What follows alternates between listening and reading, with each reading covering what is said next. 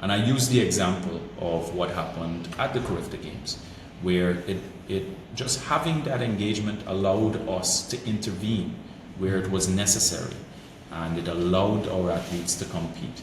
So it used for us to explain to them. It gave us an opportunity to show why it is important and the sensibility of the change in position, because 80%, 90% of the time, maybe even more, when teams travel, they don't encounter difficulties. It's usually they go there, they compete, and they come back home. Mm-hmm. The ones that where the public becomes aware and it becomes a lot more in quote unquote scandalous is where there is difficulty. Mm-hmm. And that's when government has to step in. But why should government have to step in at the 11th hour? We should be involved every step of the way, mm-hmm. Especially if they're representing the country.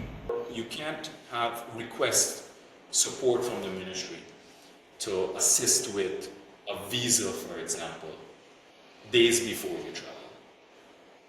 You're setting yourself up for failure. Some international bodies use government engagement, sometimes shrouding a fine line of interference on their part.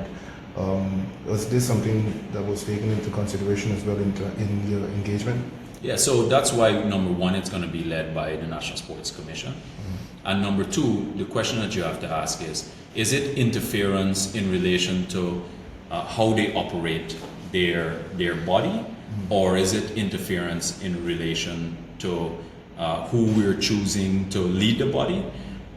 And if the answer is no, then what is the objective? The objective is we have teams that are going to travel to represent the country, and we want to see that they are treated with in the best possible way, and they are given the kind of leadership that is important for the administration of the sport while they're there and getting back home, that it's done safely.